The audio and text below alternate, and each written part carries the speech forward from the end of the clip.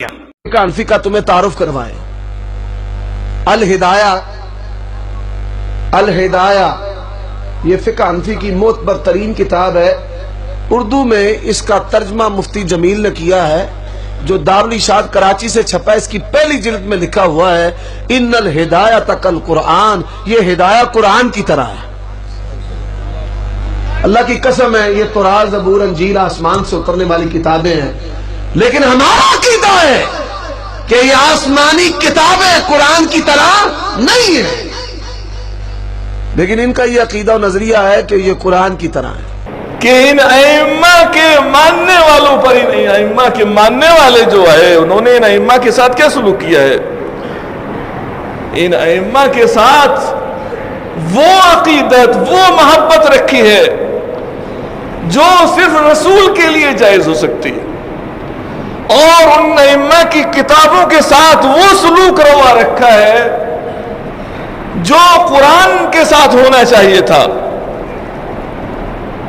آئیے اسی تعلق سے فقہ کی ایک مشہور کتاب ہے، اور واضح الفاظ میں کہا جائے تو حنفی فقہ کی ایک مشہور کتاب ہے جس کا نام ہے ہدایہ۔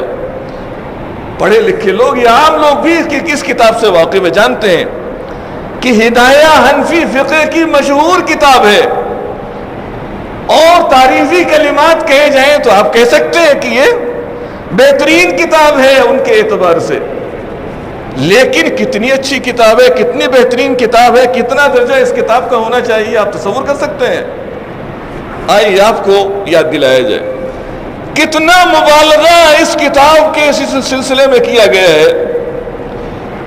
لکھنے والا کہتا ہے، کہنے والا کہتا ہے، کسی ادیب نے یہ بات کہی ہو یا کسی فقیہ نے یہ بات کہی ہو، اور یہ کتاب جب یہ چھپتی تھی ترجمے کے ساتھ اس کے ٹائٹل پر یہ جملہ لکھا ہوتا تھا۔ اب پتہ نہیں کہ یہ جملہ لکھا جاتا ہے یا نہیں لکھا جاتا ہے، لکھا ہوتا تھا ٹائٹل پر الہدایۃ کالقرآن۔ ہدایہ یہ کتاب ہے فقہ کی، یہ کس کی طرح سے؟ قرآن کی طرح سے ہے۔ آئیے کسی نے اشعار کہے اس کتاب کی شان میں، لکھنے والا کہتا ہے کہ ان الہدایۃ کالقرآن قد نسخت ما الفوا قبلها فی الشرع من کتبی۔ کہتا ہے کہ ہدایہ یہ کتاب کیا ہے؟ قرآن کی طرح سے۔ قرآن اللہ کی آخری کتاب ہے، اس کے آنے کے بعد جتنی پچھلی کتابیں تھی ساری منسوخ ہو گئی ہیں، لہذا اسی طرح سے ہدایہ نے آ کر اس کتاب سے پہلے جتنی بھی دین اور شریعت کی کتابیں لکھی گئی ہیں سب کو منسوخ کر دیا ہے، سب کو کالعدم قرار دے دیا ہے۔ قد نسخت ما الفوا قبلها فی الشرع من کتبی۔ کتاب کے لکھنے والوں کا تعلق 5ویں صدی ہجری سے ہے۔ 5ویں صدی ہجری سے پہلے جتنی بھی دین و شریعت کی کتابیں لکھی گئی ہیں اس کتاب کے ذریعے سے منسوخ ہو گئی۔ اور اس کے بعد یہ شخص کہتا ہے کہ فاحفظ قواعدها واسلک مسالکها، اس کتاب کے قواعد کو حفظ کر لیا جائے اور اس کتاب کے طریقوں پر چلا جائے۔ یسلم مقالک من زیغ ومن کذب۔ اگر انسان اس کتاب کے قواعد کو یاد رکھ لے اور اس کتاب کے طریقوں پر چلنے لگ جائے تو اس کی بات گمراہی سے اور جھوٹ سے محفوظ ہو سکتی ہے۔ چلیے اس حد تک تو بات سمجھ میں آتی ہے کہ انسان گمراہی سے دور ہو جائے، جھوٹ سے دور ہو جائے، لیکن یہ کہاں تک کہنا درست ہو سکتا ہے، صحیح ہو سکتا ہے کہ یہ کتاب قرآن کی طرح سے، جبکہ یہ کہنے والا شخص یہ بات بھول گیا کہ اسی مسلک کے لوگوں نے اس کتاب میں جو خامیاں ہیں، جو غلطیاں ہیں وہ بیان فرمائی ہیں کہ ایک انسان کی کوشش ہے، یہ آسمانی کتاب نہیں ہے، یہ وحی الہی نہیں ہے، یہ انسان کی کوشش ہے یہ کتاب۔ لہذا یہ دعویٰ کیسے کیا جا سکتا ہے کہ یہ کتاب قرآن کی مانند ہے، قرآن کی طرح سے ہے؟ کسی بھی اعتبار سے قرآن کی مانند یہ کتاب ہو ہی نہیں سکتی ہے۔ لیکن افسوس اس بات پر ہوتا ہے کہ ائمہ کی عقیدت میں یا ان کی جو لکھی ہوئی کتابیں ہیں ان کی عقیدت میں اتنا غلو کیا جائے، اتنا غلو کیا جائے کہ ہم قرآن تک کی توہین پر اتر آئے۔ آج ہمیں شکوہ ہے، شکایت ہے مسلمانوں کو کہ غیر مسلم لوگ یا دوسری اقوام ہماری آسمانی کتاب کی توہین کرتے ہیں، اس کے اوراق پھاڑتے ہیں، جلاتے ہیں، اور جس طرح سے بھی ممکن ہے اس کی توہین کرنے کی کوشش کرتے ہیں۔ سوال یہ ہے کہ یہ کتاب ہدایت اور قرآن دونوں کا کوئی جوڑ ہو سکتا ہے، کوئی میل ہو سکتا ہے؟ قرآن کی یہ اسی طرح کی کتابوں کی مثال دینے کے لیے رہ گئی ہے۔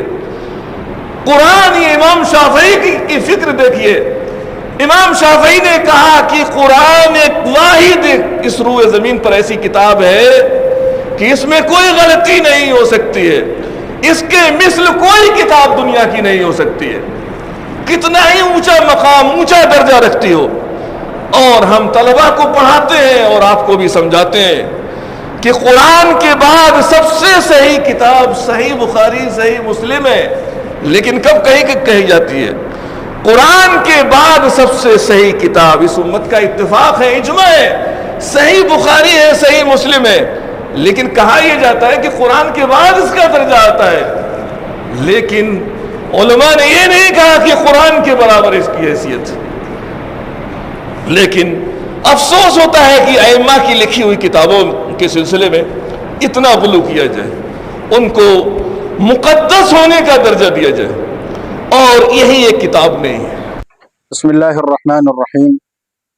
محترم ناظرین، یہ مناظر صاحب کی گفتگو آپ نے سنی، جو فقہ حنفی کی معتبر ترین کتاب ہدایہ، اس پر اعتراض کر رہے ہیں، اور اعتراض کرتے ہوئے کہتا ہے کہ ہدایہ کے بارے میں ایک شعر ذکر کر رہے کہ اس شعر کے اندر ہدایہ کو قرآن کے برابر قرار دیا گیا، اور وہ شعر ان الہدایۃ کالقرآن، صرف اتنے تک انہوں نے ذکر کیا، اور پھر کہا ہے کہ تورات، زبور، انجیل یہ بھی قرآن کے برابر نہیں ہے، تو ہدایہ کہاں پر قرآن کے برابر ہوگا؟ حضرت نے چونکہ بہت زیادہ خیانت سے کام لیا ہے، اور فقہ حنفی کی دشمنی میں اتنا آگے بڑھا ہے کہ جس کی کوئی حد نہیں ہے۔ اگر اس کی دشمنی نہ ہوتی تو ظاہر ہے وہ اس بات کو پورا نقل کرتا اور پھر اس کی حقیقت تک پہنچتا، اور اگر ظاہر ہے پوری بات نقل کرتا تو پھر اس کو کوئی اشکال ہی نہ ہوتا، لیکن چونکہ دشمنی اتنی ہے کہ اس وجہ سے وہ آدھی بات نقل کر رہے اور آدھی نہیں کر رہے، اور لوگوں کے ذہن کو بھی گندا کر رہے۔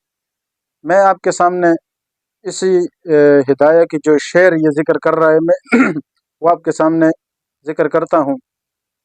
شعر کیا ہے کہ پورا شعر سنیں۔ ان الہدایۃ کالقرآن قد نسخت، یہ ایک جملہ، ان الہدایۃ کالقرآن قد نسخت ما صنفوا قبلها فی الشرع من کتب، یہ جملہ ہے، پورا شعر یہ ہے کہ ان الہدایۃ کالقرآن قد نسخت ما الفوا قبلها فی الشرع من کتب، یہ پورا شعر ہے۔ اس کا ترجمہ کیا ہے؟ اب سنیں، اس کا ترجمہ یہ ہے کہ ان الہدایۃ کالقرآن، کہ بے شک ہدایہ قرآن کی طرح ہے، قد نسخت، اس طور پر یہ نہیں ہے کہ قرآن کے مقابلے میں، قد نسخت ما قبلها ما الفوا قبلها فی الشرع من کتب، یعنی اس سے پہلے شریعت میں جو کتاب فقہ کے بارے میں لکھی گئی ہے اس کو انہوں نے منسوخ کر دیا ہے۔ اس کو آسان سمجھے، پہلے میں آپ کو سمجھاتا ہوں، پھر اس شعر کے بارے میں صحیح وضاحت کرتا ہوں۔ بات یہ ہے کہ یہ جو قرآن کریم ہے یہ تالیفات کے اس قبیل میں سے نہیں ہے۔ مطلب یہ ہے کہ جس طرح شریعت میں اللہ تعالیٰ نے کتابیں اتاری ہے، پہلے تورات اتاری، پھر زبور اتاری، پھر انجیل اتاری، تو یہ بھی شرعی کتابیں تھیں اور آسمانی کتابیں تھیں، لیکن ہر کتاب جب دوسری آتی ہے تو پہلے والے منسوخ ہو جاتی ہے۔ مثال کے طور پر اگر پہلے تورات نازل ہوئی تھی تو زبور آنے کے بعد تورات منسوخ ہو گئی، اسی طرح زبور اگر نازل ہوئی تو انجیل نازل ہونے کے بعد انجیل بھی منسوخ ہو گئی، تورات بھی منسوخ ہو گئی۔ پھر آخر میں جب قرآن نازل ہوا تو اس قرآن نے پچھلی ساری کتابوں کو نسخ کر دیا، منسوخ کر دیا، تو اب باقی کتابوں پر عمل جائز نہیں ہے جب تک کوئی قرآن موجود ہے۔ اور چونکہ یہ جو قرآن ہے یہ تالیفات کے قبیل سے ہے، مطلب یہ ہے کہ یہ کسی نے لکھی نہیں ہے بلکہ براہ راست اللہ تعالیٰ نے نازل فرمایا ہے، تو اس لیے یہ جو باقی کتابیں ہیں اس کے لیے قرآن ناسخ ہے اور باقی کتابیں منسوخ ہے۔ تو قرآن کے آنے کے بعد یہ جو قرآن ہے اس نے باقی ساری پچھلی کتابوں کو منسوخ کر دیا۔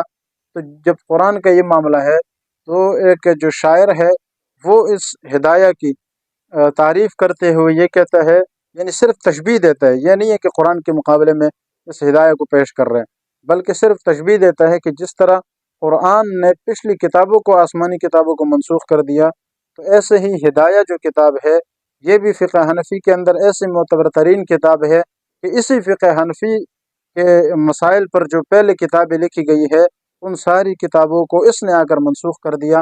یعنی کیا مطلب ہے کہ ان مسائل پر کیونکہ اور بھی بہت ساری کتابیں لکھی گئی ہے، تو اس وجہ سے وہ جو کتابیں تھی، ہدایہ ایسی جامع کتاب آ گئی ہے کہ اب ہدایہ پڑھنے کے بعد انسان کو ان کتابوں کی ضرورت ہی نہیں رہتی۔ یہی وجہ ہے کہ جو بندہ ہدایہ پڑھتا ہے اس میں چونکہ انہوں نے صاف طور پر، واضح طور پر مسئلہ بھی لکھا گہرائی کے ساتھ، اور پھر اس کے ساتھ انہوں نے عقلی دلائل بھی لکھے اور نقلی دلائل بھی لکھے، اور یہ جامعیت میرے خیال سے کسی اور کتاب کے اندر اتنی وضاحت کے ساتھ نہیں ہے۔ تو اس لیے جب ہدایہ اتنی وضاحت کے ساتھ ہے، تو جب ہدایہ آ گیا تو اس نے اسی فقہ حنفی کے اندر جو کتابیں موجود تھیں ان سب کتابوں کو منسوخ کر دیا۔ تو یہ مطلب نہیں ہے کہ ہدایہ قرآن کی طرح اور پچھلی کتابیں منسوخ ہو گئی، منسوخ ہونے میں نہیں، بلکہ یہ مطلب ہے کہ صرف قرآن کے ساتھ اس بارے میں تشبیہ ہے کہ جیسے قرآن نے پچھلی کتابوں کو منسوخ کیا ہے جو آسمانی تھی، تو ہدایہ نے بھی اس سے پہلے جو فقہ حنفی میں لکھی گئی کتابیں تھیں ان کو منسوخ کر دیا۔ تو یہ مطلب ہے۔ اب اس شعر کا ترجمہ دیکھیں، ان الہدایت کالقرآن، بے شک ہدایہ قرآن کی طرح ہے، قد نسخت، تحقیق اس نے منسوخ کر دی ہے، ما الف قبلها فی الشرع من کتب، اس سے پہلے جو شرعی مسائل کے اندر، یہ مطلب ہے یعنی فقہی جو مسائل ہے، شرعی مسائل ہے، اس میں جو کتابیں پہلے لکھی گئی تھی یا جو لوگوں نے لکھی تھی وہ کتابیں اس نے منسوخ کر دی، کیونکہ یہ ایسی جامع کتاب آ گئی ہے۔ یہ مطلب ہے اس شعر کا۔ لیکن جیسے میں نے کہا کہ اگر یہ مناظر صاحب جس پر اپنے لوگوں نے ایک فتنہ ہونے کا جو فتویٰ لگایا ہے، میرے پاس بہت سارے ثبوت موجود ہے، میں آپ کو دکھا بھی دوں گا، کیونکہ یہ ایک فتنہ پھیلا رہا ہے۔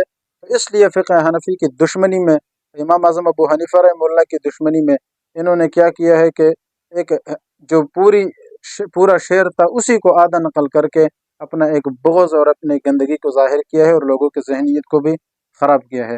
اللہ تعالیٰ سے دعا ہے کہ اللہ تعالیٰ ہمیں ہمیشہ ایسے فتنہ گر لوگوں سے محفوظ رکھے اور صحیح دین پر چلنے کی توفیق عطا فرمائے۔ وآخر دعوانا الحمدللہ رب العالمین۔